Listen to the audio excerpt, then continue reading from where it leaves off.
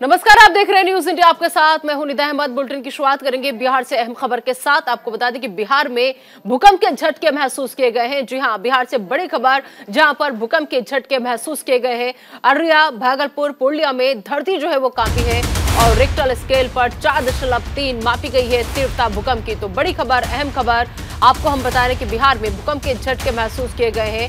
अररिया, भागलपुर, पूर्णिया ये वो इलाके जहां पर धरती कांपी है। फिलहाल रिक्टर स्केल पर 4.3 तीव्रता जो है वो मापी गई है। तो बिहार में भूकंप के झटके महसूस किए गए हैं। तो अररिया, भागलपुर, पूर्णिया में ये धरती हिली है। हालांकि तीव्रता जो मापी गई है रिक्टर स्केल पर वो 4.3 तीव्रता मापी गई है।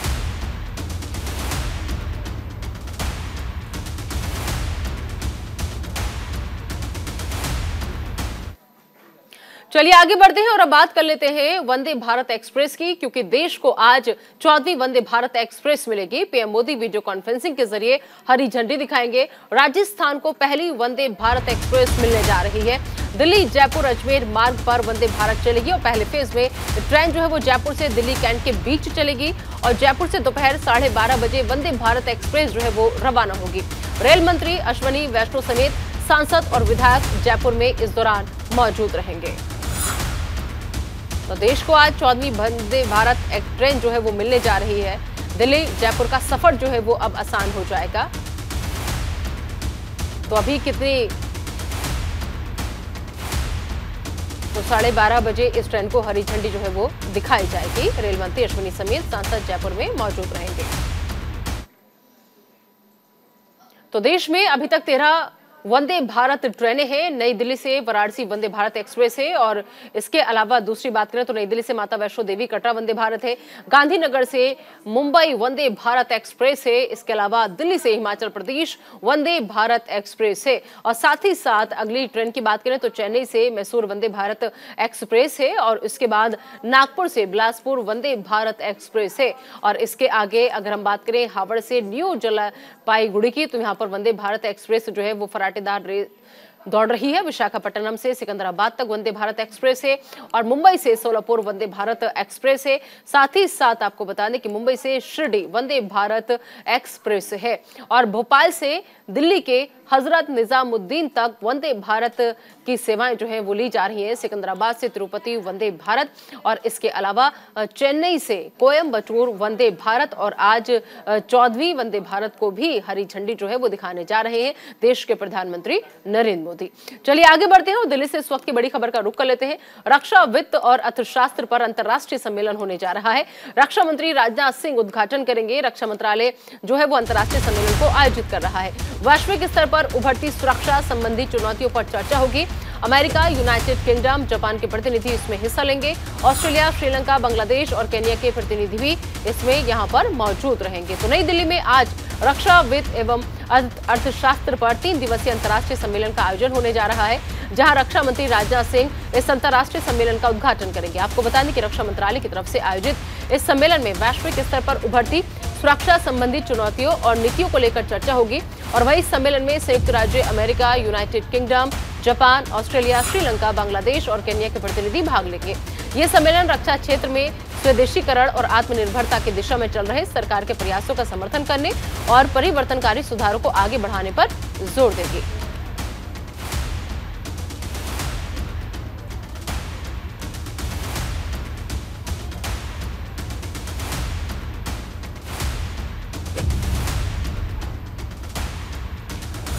तो रक्षा मंत्री राजनाथ सिंह जो है वो आज उद्घाटन करने जा रहे हैं। रक्षा मंत्रालय जो है वो अंतर्राष्ट्रीय सम्मेलन को आयोजित कर रहा है और जिसमें आपको बता दें कि वैश्विक स्तर पर सुरक्षा संबंधी चुनौतियों पर चर्चा जो है वो की जाएगी।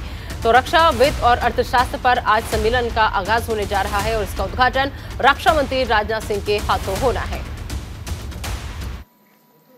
चलिए आगे बढ़ते हैं और बात कर लेते हैं राजस्थान से इस वक्त की बड़ी खबर की। आपको बता दें कि सीएम अशोक गहलोत की आज कैबिनेट की बैठक है और दोपहर 12 बजे ये कैबिनेट की बैठक होगी और बैठक के बाद अशोक गहलोत प्रेस कॉन्फ्रेंस करेंगे। जी हां, बड़ी खबर, अहम खबर राजस्थान से इस वक्त की। आपको बता दें कि अशोक गहलोत जो है वो आज अहम बैठक करने जा रहे हैं।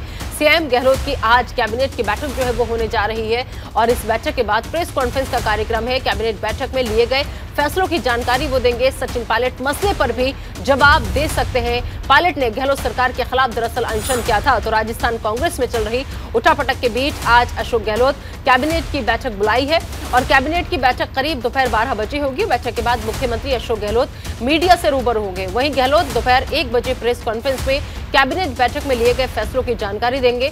इसके साथ ही गहलोत राहत कैंप सहित अन्य मामलों की जानकारी भी मीडिया से साझा करेंगे। वहीं अभी तक कैबिनेट की बैठक का एजेंडा सामने नहीं आया है। माना जा रहा है कि सीएम गहलोत प्रेस कॉन्फ्रेंस में पायलट मसले पर भी अपनी बात रख सकते हैं। आपको बता दें कि राजस्थान में अशोक गहलोत बनाम सचिन पायलट की राजनीतिक जंग चरम पर आई हुई है। दरअसल पायलट ने अपनी ही सरकार के खिलाफ राजधानी जयपुर में एक दिन का अनशन किया था। वहीं पायलट के इस कदम से राजस्थान ही नहीं बल्कि पूरी कांग्रेस में हड़कंप मचा हुआ है।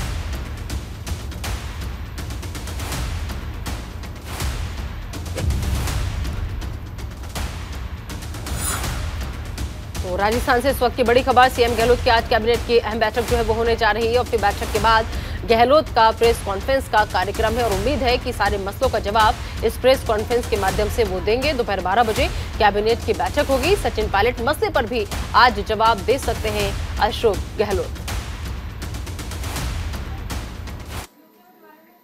और चलिए एक और बड़ी खबर आपको बता दें कि म्यांमार की सेना ने नागरिकों की भीड़ पर बम बरसाए हैं। बच्चों और महिलाओं समेत 100 की मौत की खबर है। नागरिक सेना के खिलाफ दरअसल प्रदर्शन जो है वो कर रहे थे, तो सेना के हमले की यूएन ने निंदा की है। तो अहम खबर, बड़ी खबर, म्यांमार की सेना ने नागरिकों की भीड़ पर आपको बता दें कि बम जो है वो बरसाए हैं और इसमें बच्चे महिलाएं भी शामिल थे। बच्चों और महिलाओं समेत 100 लोगों की मौत की खबर अभी तक मिल रही है। नागरिक सेना के खिलाफ दरअसल ये लोग जो है, ये नागरिक जो है वो सेना के खिलाफ प्रदर्शन कर रहे थे। हालांकि सेना के हमले की यूएन ने कड़ी निंदा की है। तो अहम खबर, बड़ी खबर, म्यांमार की सेना ने भीड़ पर बमबारी की है। जी हां, बम बरसाए हैं भीड़ पर और बता दें कि बच्चों और महिलाओं समेत अभी तक इस बमबारी में 100 लोगों के मारे जाने की खबर जो है वो मिल रही है। ये जो नागरिक है जिन पर बम बरसाया गया, दरअसल ये नागरिक सेना के खिलाफ प्रदर्शन कर रहे थे और सेना के हमले की यूएन ने कड़ी निंदा की है।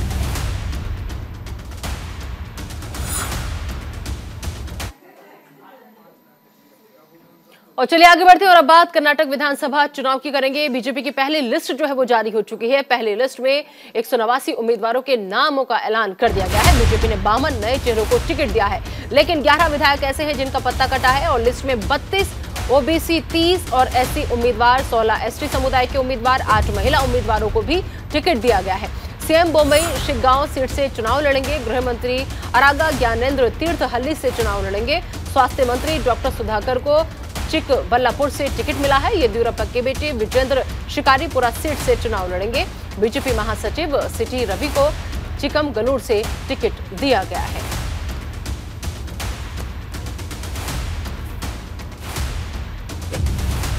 तो 52 नए चेहरों को लिस्ट में शामिल किया गया है। मुख्यमंत्री बसवराज बोम्बई शिग्गांव सीट से चुनाव लड़ेंगे। 189 उम्मीदवारों के नामों का ऐलान कर दिया गया है। 52 नए चेहरे ऐसे हैं जिन्हें मौका मिला है। इसके अलावा 11 विधायक ऐसे थे जिनका टिकट कटा है।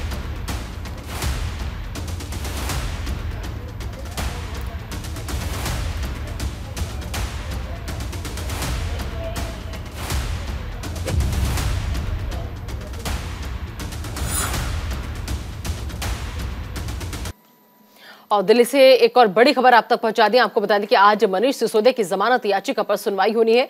आबकारी नीति घोटाले से जुड़े मामले में यह सुनवाई होगी। 17 अप्रैल तक फिलहाल न्यायिक हिरासत जो है वो बढ़ाई गई है। तो आबकारी नीति मामले में आप नेता और दिल्ली के पूर्व उप मुख्यमंत्री मनीष सिसोदिया की जमानत याचिका पर आज सुनवाई होगी। बता दें कि मनीष सिसोदिया की न्यायिक हिरासत 17 अप्रैल तक बढ़ा दी गई है। सिसोदिया अभी ईडी की कस्टडी में है।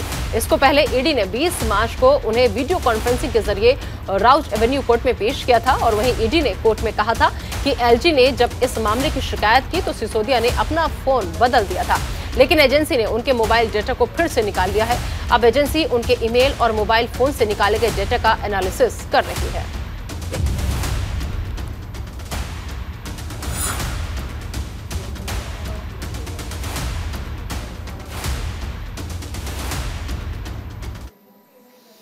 और चलिए आगे बढ़ते हैं। लखनऊ से इस वक्त की बड़ी खबर आप तक पहुंचा दें कि आज लालजी टंडन की प्रतिमा का अनावरण किया जाएगा। बिहार और मध्य प्रदेश के पूर्व राज्यपाल थे लालजी टंडन। कालीचरण विद्यालय परिसर में सीएम योगी आदित्यनाथ अनावरण करेंगे। डिप्टी सीएम ब्रजेश पाठक, सतीश महाना, सुरेश खन्ना इस दौरान मौजूद रहेंगे। तो लखनऊ के कालीचरण पीजी कॉलेज में बिहार और मध्य प्रदेश के पूर्व राज्यपाल लालजी टंडन की प्रतिमा का अनावरण किया जाएगा। आज सुबह 10 बजे मुख्यमंत्री योगी आदित्यनाथ कालीचरण पीजी कॉलेज के परिसर में लालजी टंडन की प्रतिमा का अनावरण करेंगे और वहीं इस मौके पर सतीश महाना, ब्रजेश पाठक, सुरेश खन्ना समेत कौशल किशोर, दिनेश शर्मा, भूपेंद्र चौधरी मौजूद रहेंगे।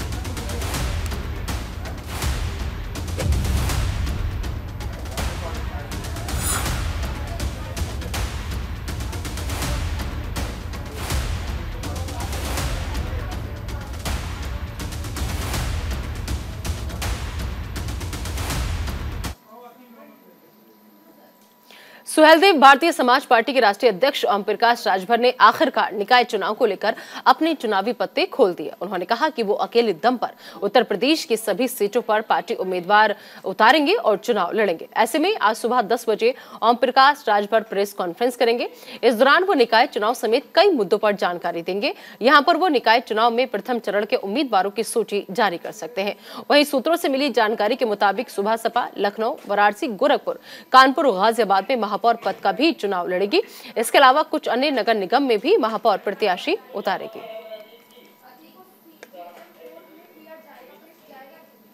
उन्होंने कहा कि जिले के जसकोट में हैंगर के निर्माण के लिए जमीन चिन्हित कर ली गई है, जिसमें और अतीक अहमद से जुड़ी अहम खबर आप तक पहुंचाने की दरअसल झांसी जो है वो अतीक अहमद का काफिला पहुंच चुका है। साबरमती जेल से प्रयागराज लाया जा रहा है अतीक अहमद। तो फिलहाल अतीक का जो काफिला है वो झांसी पहुंच चुका है। अतीक अहमद को सीजेएम कोर्ट में पेश किया जाएगा। तो माफिया अतीक अहमद को एक बार फिर प्रयागराज लाया जा रहा है। कल दोपहर जिला पुलिस की एक टीम उसे लेकर गुजरात की साबरमती जेल से रवाना होगी। और देखिए अब सीधी तस्वीरें झांसी की आपको हम दिखा रहे हैं। फिलहाल अतीक का काफिला जो है वो झांसी पहुंचा हुआ है। झांसी से ये सीधी तस्वीरें आपको हम दिखा रहे हैं। पुलिस की गाड़ियां आपको नजर आएंगी। दरअसल मीडिया को थोड़ी दूरी पर रखा गया है और ताकि पिछली बार जिस तरीके से मीडिया से बातचीत करने की कोशिश की गई थी, हालांकि उसने आज भी अभी भी इस दौरे के दौरान भी बातचीत की है, जिसमें उसने कहा है कि मेरे परिवार जो है पूरी तरह से बिखर गया है। तो आज दोपहर तक प्रयागराज पहुंचने की संभावना जो है वो जताई जा रही है। फिलहाल झांसी तक पहुंच चुका है अतीक अहमद का काफिला। उसे कोर्ट में पेश कर कस्टडी रिमांड की अर्जी दी जाएगी, जिसके बाद उससे उमेश पाल हत्याकांड के राज उगलवाए जाएंगे। तो झांसी तक का सफर जो है वो तय हो गया है। 1300 किलोमीटर का पूरा सफर है साबरमती जेल से प्रयागराज तक का। और आज दोपहर प्रयागराज पहुंचने की उम्मीद जताई जा रही है। आपको बता दें कि साबरमती जेल से प्रयागराज तक की दूरी जैसे कि लगभग हमने आपको बताया 1300 किलोमीटर है। अतीक को सड़क मार्ग से प्रयागराज लाया जा रहा है। इस खबर पर ज्यादा बातचीत के लिए आइए सीधा रुख करेंगे हमारे सहयोगी नीरज मिश्रा का, जो इस वक्त हमारे साथ जुड़ चुके हैं। नीरज, फिलहाल क्या ताजा अपडेट खबर है कि झांसी तक काफिला पहुंच चुका है? जी हाँ, देखिए अतीक अहमद का काफिला झांसी पहुंच गया है। झांसी में उसे पुलिस लाइन में अभी रखा गया है, वहां पर खाने पीने के लिए और तमाम जो फ्रेश होना है। अब सभी पुलिसकर्मी, चूंकि पूरी रात उन्होंने सफर किया है, 1300 किलोमीटर का ये सफर है पूरा प्रयागराज तक साबरमती से लेकर, तो अब उत्तर प्रदेश के अंदर काफिला पहुंच चुका है और पुलिस लाइन में बिल्कुल सुरक्षित जगह पर सभी लोग उतरे हैं। और जो मीडिया कर्मी हैं उनको भी काफ़ी दूर रखा गया है सुरक्षा के लिहाज से। और जो तमाम 40 पुलिसकर्मी उनके साथ चल रहे थे, अभी वो थोड़ा थके हुए हैं। तो ये कहा जा रहा है कि आधे एक घंटे के आराम के बाद, जिससे वो फ्रेश हो जाएं, और उसके बाद ये काफिला एक बार फिर से चलेगा और ये काफिला फिर सीधे रुकेगा प्रयागराज में। काफी रात तक गाड़ी लगातार चलती रही, चूंकि इस बार नीरज एक चीज यहाँ पर समझना चाहेंगे आपसे। नीरज एक चीज समझना चाहेंगे कि अभी झांसी काफिला पहुंचा है और आज दोपहर तक प्रयागराज पहुंचने की उम्मीद जताई जा रही है, लेकिन आज जैसे ही पहुंचेंगे क्या उसके बाद तुरंत सीजेएम कोर्ट में पेश किया जाएगा या फिर आगे का कोई वक्त है? इस बारे में कोई जानकारी?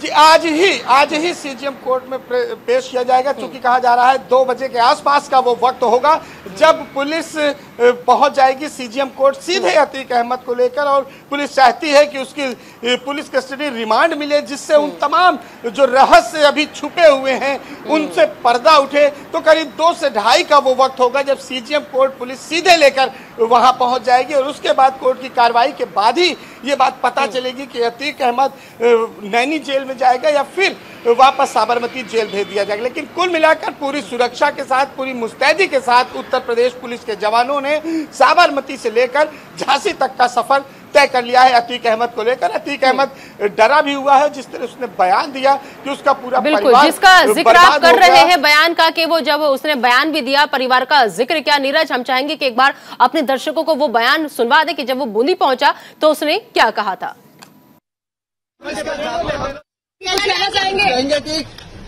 आप सबका बहुत बहुत शुक्रिया। और आपका परिवार कहाँ पर आ रहे हैं? माइक नीचे आपको जान का खतरा है क्या? आपको डर लग रहा है? कोई डर लग रहा है आपको? हमारा परिवार पूरी तरह से बर्बाद हो गया। और एक सवाल कोई कर रहा था, माफियागिरी की समाप्ति पहले ही हो चुकी थी, अब तो खाली रगड़ा जा रहा है। कहा जा रहा है कि उमेश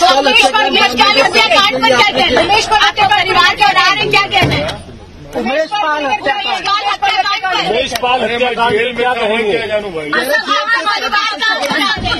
जेल से साजिश की गई थी आपके द्वारा, कह रहे हैं ना। हाँ। तो हम भी तो कह रहे हैं कि हम जेल से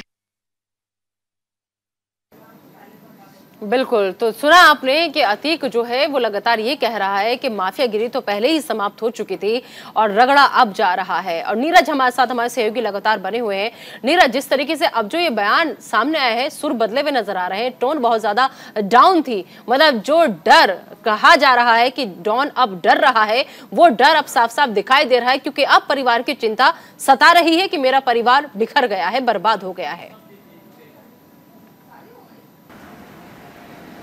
देखिए नहीं तो एक चीज, अतीक अहमद जो है वो भले ही हाई स्कूल फेल हो, लेकिन है वो बेहद शातिर। और इसी शातिर अंदाज के कारण वो अब तक लगभग 42-43 सालों से लगातार अपराध करता रहा और तमाम राजनीतिक दलों का संरक्षण उसको मिलता रहा। सिर्फ इस बार ऐसा है कि उसे उम्मीद नहीं थी कि उसका जो जलवा दबदबा था, हालांकि कुछ दिन इस सरकार में भी उसका दबदबा देखने को मिला था, जब जेल में बुलाकर उसने व्यापारियों की पिटाई की थी। उसके बाद फोन और उसका ऑडियो वायरल हुआ था, किस तरह से देवरिया जेल में उसने मोहित अग्रवाल को बुलाकर पीटा था और उसका दोबारा फोन भी उसने किया था, जैद को पीटा था, उसको भी फोन किया था। यानी उसका दबदबा लगातार जेल से ही चल रहा था। और अब जब उससे बार बार प्रयागराज आना पड़ रहा है, तब उसे लग रहा है कि अब उसे डर है, क्योंकि अभी तक उससे लोगों को डर होता था और वो खुलेआम फोन से बात करता था। इन सारी जो उमेश पाल की हत्या है उसकी पूरी साजिश रची, तमाम ऐसे गवाह सामने आए जिन्होंने कहा कि अतीक अहमद ने फोन से उन्हें धमकी दी और इसके अलावा वीडियो कॉल करके उन्हें धमकाया। तो जेल उसके लिए सबसे सुरक्षित है। और जैसे ही जब इन्हें खतरा लगता है तो इस तरह के जो तमाम अपराधी और माफिया होते हैं वो एक मासूम बन जाते हैं, जैसे उन्हें कुछ पता ही नहीं हो। आप देखिए तमाम सीसीटीवी फुटेज इस बात की तस्दीक करते हैं कि किस तरह से जो तमाम शूटर्स हैं इसके परिवार के साथ घूमते हुए नजर आए, इसका बेटा खुद फायरिंग करते हुए नजर आया और पूरी प्लानिंग और प्लॉटिंग सब अतीक अहमद ने रची थी। ये बात पूरी तरह से साफ हो गई है। परिवार के तमाम लोगों पर मुकदमे दर्ज हो गए हैं। इसके जो बहनोई थे उन्होंने जो बमबाज गुड्डू है उसको शरण दी थी, वो भी सीसीटीवी में आ गया है, उसकी मदद की गई। जो उसकी बहन है वो पिछली बार इसके साथ ही आ रही थी और आप देखिए उसकी बहन साथ चल रही, तमाम तरह के प्रेस कॉन्फ्रेंस कर रही है। दूसरी तरफ उसके परिवार जो गुड्डू है उसकी सेवा भाव और आवभगत ने किस तरह से जुटाई। यानी कि हर चीज सोची समझी प्लानिंग की, कहाँ पर क्या बोलना है, कब मासूम बनना है, कब खूंखार बनना है। तो यही एक जो बदमाश होते हैं उनमें यही एक कला होती है कि कैसे बरगलाना है, कैसे अपनी तरफ माहौल करना है। तो ये चीज बखूबी जानता है, लेकिन उसे इस बार पता है कि अब कानूनी शिकंजा कस चुका है और अभी उसे जो सजा हुई है वो आजीवन कारावास की है, लेकिन इसके बाद जो सजा होगी वो शायद इससे भी बड़ी होगी और इसीलिए माफिया डरा हुआ है। बिल्कुल। चलिए नीरज, आप नजर बनाए रखिए, जैसे जैसे धीरे धीरे काफिला आगे बढ़ता चला जाएगा हर अपडेट आप तक हम पहुंचाते रहेंगे। फिलहाल नीरज इस तमाम जानकारी के लिए आपका बहुत बहुत शुक्रिया। चलिए आगे बढ़ते हैं और अगली खबर उज्जैन से पशु क्रूरता की हद पार कर देने वाला एक वीडियो सोशल मीडिया पर जमकर वायरल हो रहा है। सीसीटीवी में साफ नजर आ रहा है कि एक अज्ञात महिला पुरुष की जोड़ी लाल रंग की स्कूटी के पीछे सफेद रंग के, आप देखिए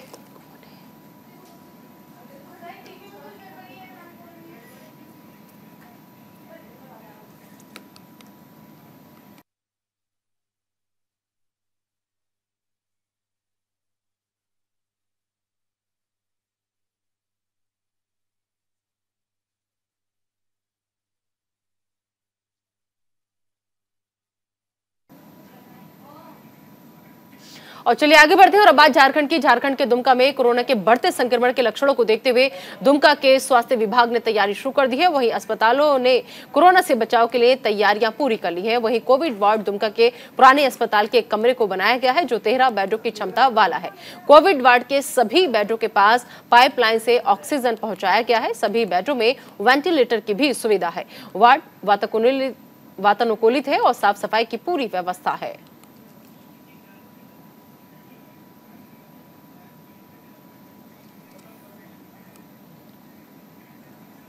फिलहाल इस बुलेटिन में अभी के लिए इतना ही। आप दीजिए इजाजत, लेकिन बने रहिए न्यूज़ इंडिया के साथ।